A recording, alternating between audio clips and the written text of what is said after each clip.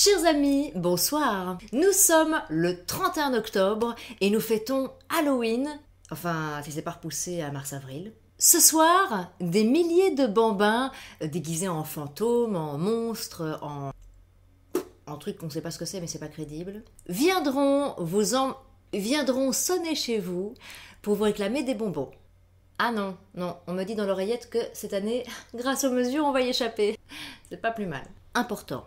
Ne leur donnez pas de bonbons après minuit, pour éviter qu'ils se transforment en...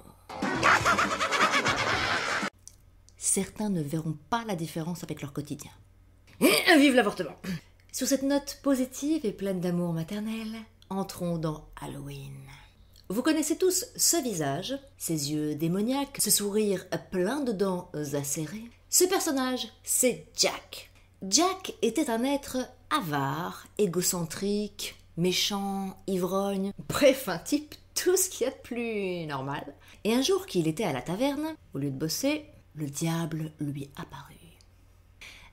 Si vous aussi le diable vous apparaît quand vous êtes dans un bar, il est temps de passer au soft.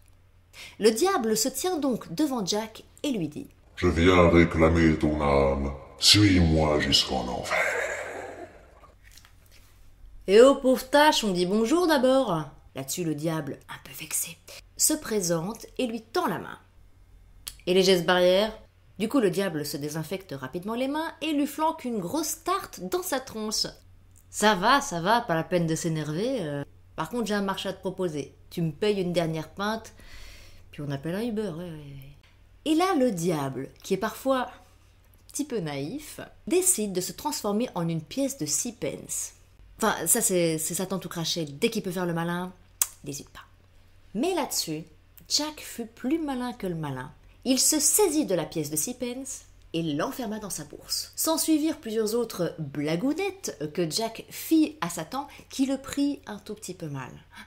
D'ailleurs, quand Jack décéda, le diable refusa de le laisser entrer en enfer. C'est pas gentil. Par contre, il est quand même sympa, il lui tendit un morceau de charbon ardent que Jack mit dans un navet pour s'en faire une petite lampe. S'étant fabriqué une petite lampe de fortune, Jack erra sans but dans les limbes de l'au-delà jusqu'à la fin des temps, qui devra arriver dans pas très longtemps selon les scientifiques. Et c'est ainsi qu'il fut baptisé Jack à la lanterne. Bonne fête de Halloween!